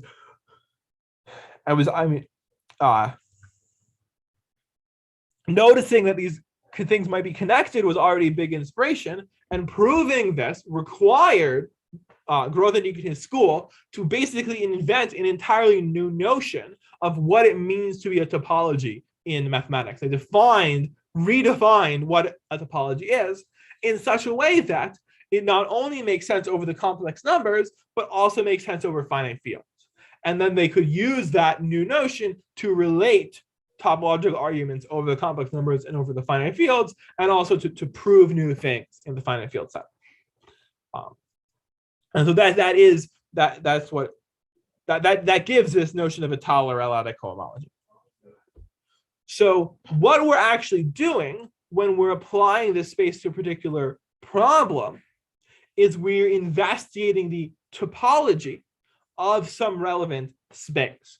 So there's many questions in number theory, and if you apply any questions to number theory of polynomials over finite fields, then you can probably see that a solution to that question would follow from understanding the topology of a particular space.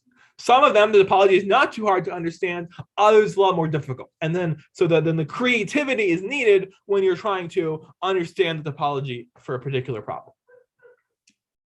So for the two problems that I just discussed, the twin primes conjecture and the Bateman-Horne conjecture,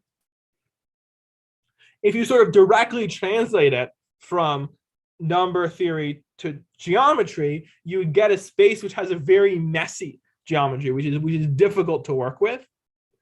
So we didn't do it that way. Instead, we used some elementary tricks to slice our space up into simpler spaces. We show that you can make your space out of many simpler spaces. And these simpler spaces we study directly. And the topological questions we have to answer end up becoming some pretty nice and pretty classical questions about an arrangement of hyperplanes in space, which is like a classical thing people study in topology.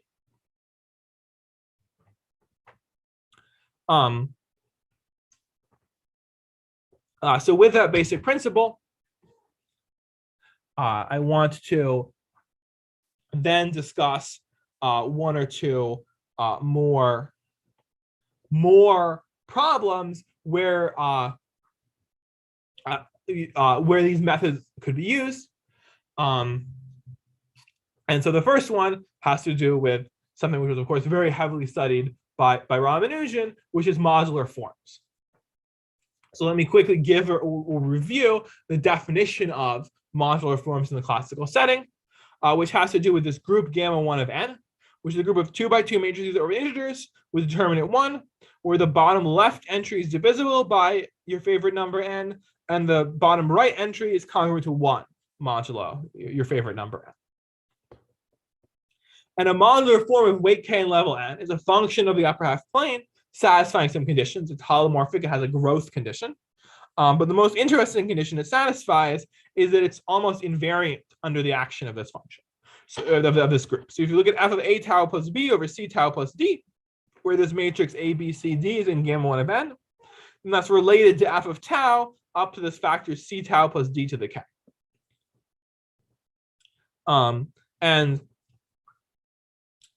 for example, this delta function that we already saw is a modular form of weight 12 and level 1. This shouldn't at all be obvious if you haven't seen this before, but it can in fact be proven. And for many purposes, the most interesting forms are the Hegen eigenforms, which satisfy exactly the properties that Hecke used to show this multiplicativity property of Ramanujan. So you can express them as power series, and the power series are nicely multiplicative. And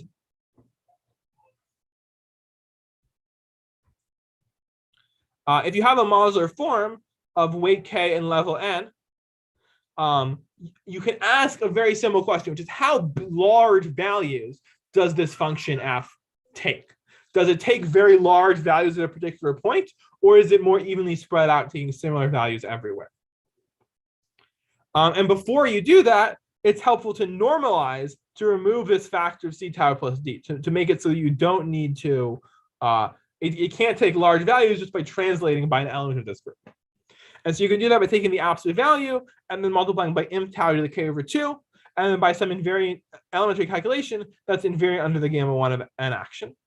And if this form is a cusp form, which basically means that if you express it as a power series in e to the 2 pi I tau, the leading coefficient is e to the 2 pi I tau. In this case, one can see that this absolute value times imp tau to the k over 2 is bounded. It doesn't go to infinity anywhere on the complex upper half plane. But to know that it's abstractly bounded, that doesn't tell you how large it is. And so this question of how large values do this normalized modular form take is a question that has been much studied in analytic number theory.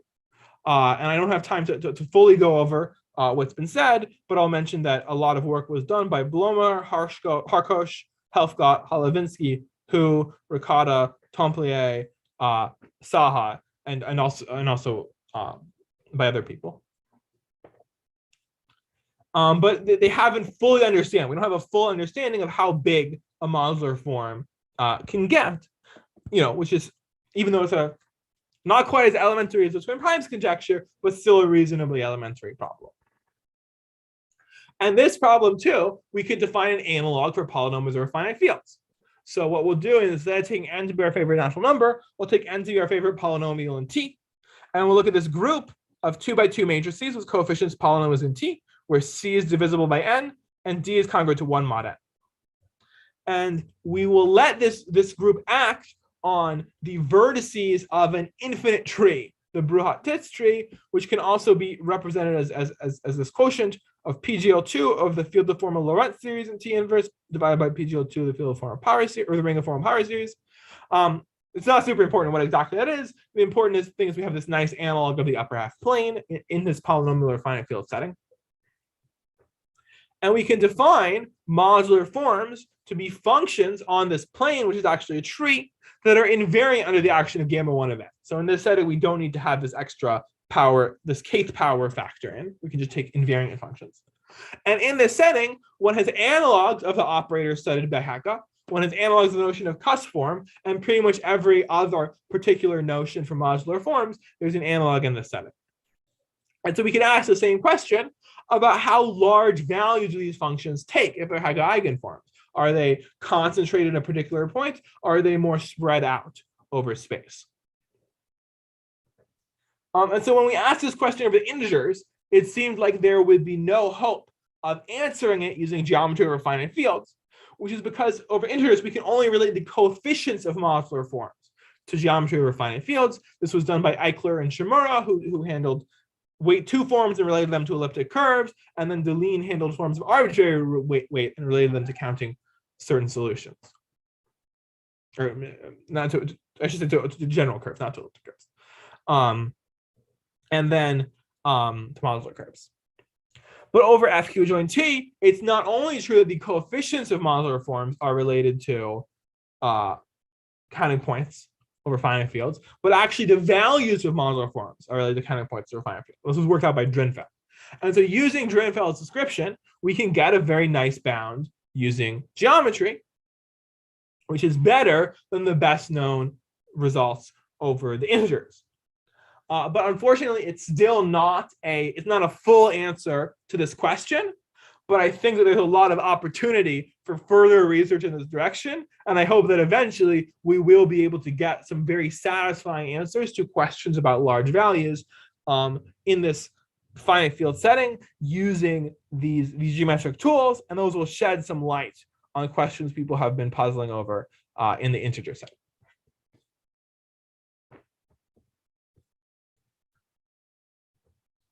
And so the last thing I want to talk about is how to kind of run this machine in reverse. So what I've been explaining how to do for most of the talk is to start with a very hard problem over integers where you don't have a solution, consider the analog for problems for finite fields, relate that to a problem in geometry, and then solve the problem in geometry. So we're taking ideas from geometry and trying to shed light on the original number theory setting. So what if we try and shed light in the opposite direction? We're going to start with a problem of integer, which is perhaps hard, but not so hard that it doesn't have a known solution. And then we'll define the analog of that over polynomials over finite field, and we'll take the analogous solution of polynomials over finite field.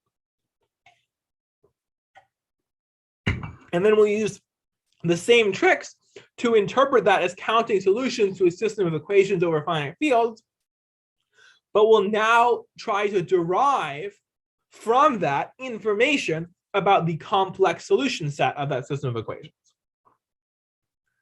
So this is something that we can actually do sometimes, but it's hard to find a good setting to do this. So we need a couple of things.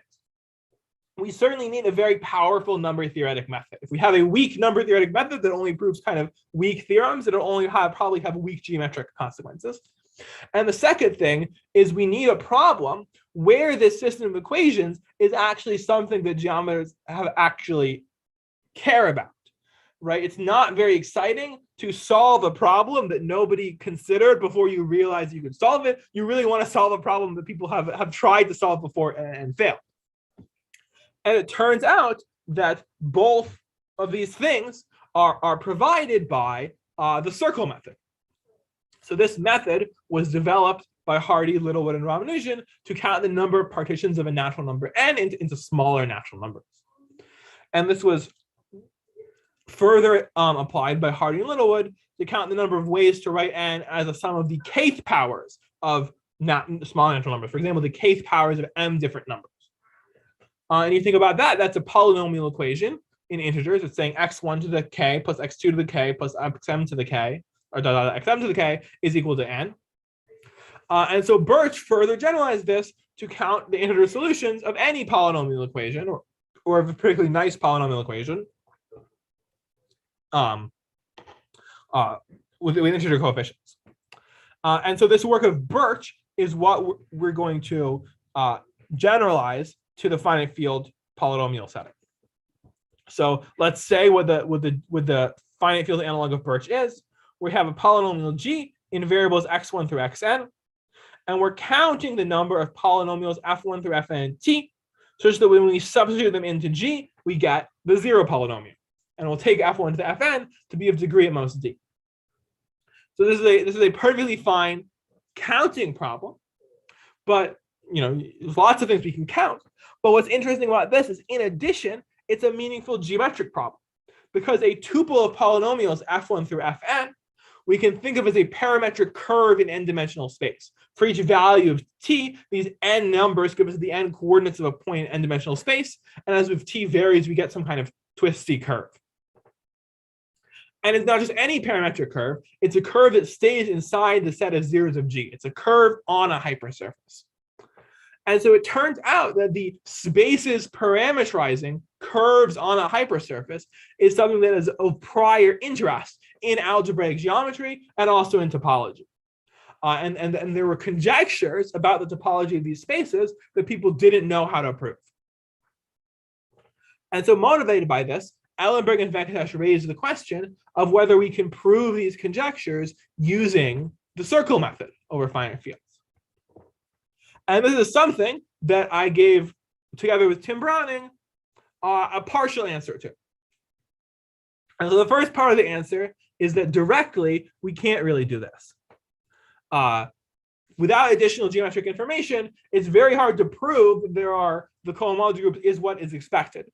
Because the way that Vey and Grothendieck and Deline's work goes, you can have two different cohomology groups which give opposite contributions to the number of points, and so they cancel. And so if you just know how many points there are, you can't deduce the cohomology. There could be lots of hidden cohomology groups that don't show up in the point count. But indirectly, we can mostly answer Siegel's question. And so the way we answer indirectly is to not use the circle method to handle an analytic problem. Instead, we turn the circle method into a geometric topological method.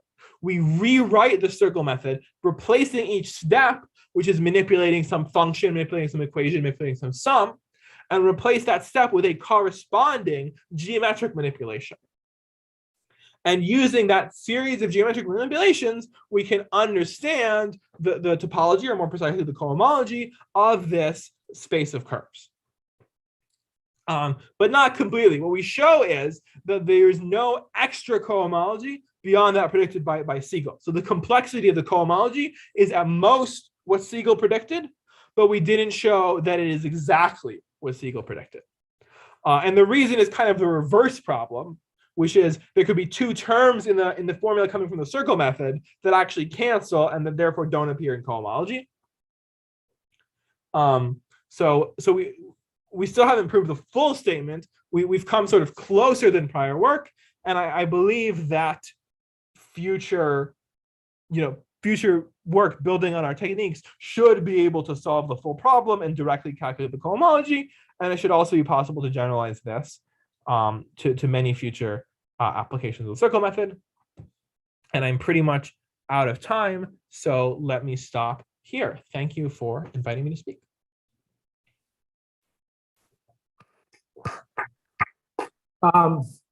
Thank you, Will, for, what can I say, truly magnificent work. And in war, the amount of territory that you have covered is vast. I really applaud you for showing us these revolutionary advances on so many of these great problems of number theory. So I really, I'm in awe of not only the work, but the way you actually have explained it. Thank you so much. Dr. Uma Mahesh, do we have questions in the chat box? There I think, is one question. I think Professor Savin had really opened up a deluge, so I think people are still thinking about what we are. But there is one query from Dr. Shrikant. How large twin primes do we have over f of q? If it is possible, what would be bound? Yeah, so I'm not sure what that means exactly. So it's true, these results show that twin primes can be found arbitrarily large. So like you can find two polynomials whose difference is for example 2, which are as large as you want, that are both prime. And even this work of Hall and even this work of Hall would show that. So you can't get any bound on twin primes in this setting. Okay.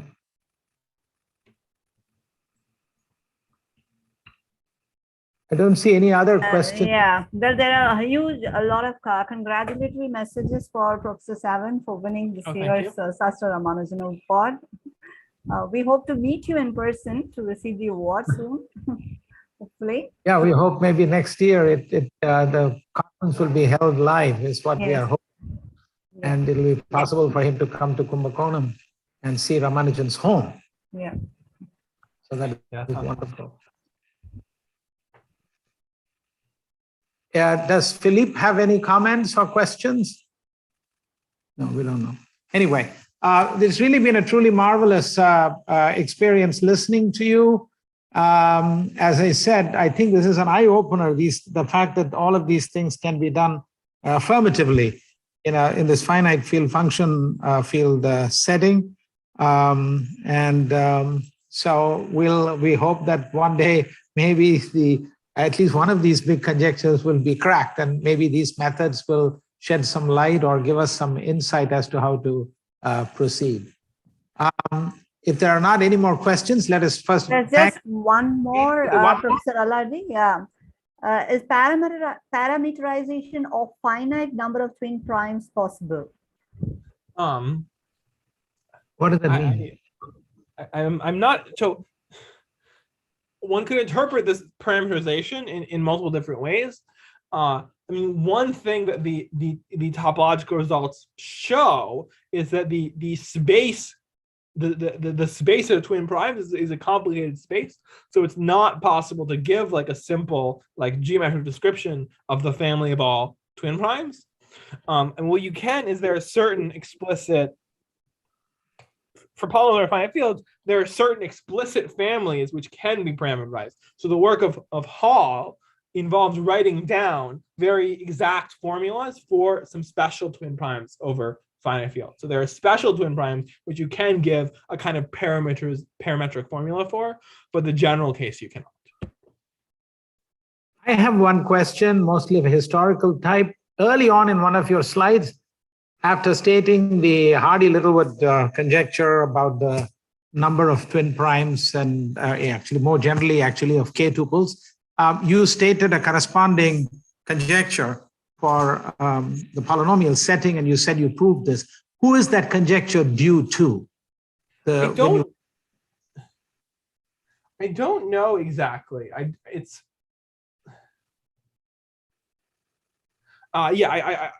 think that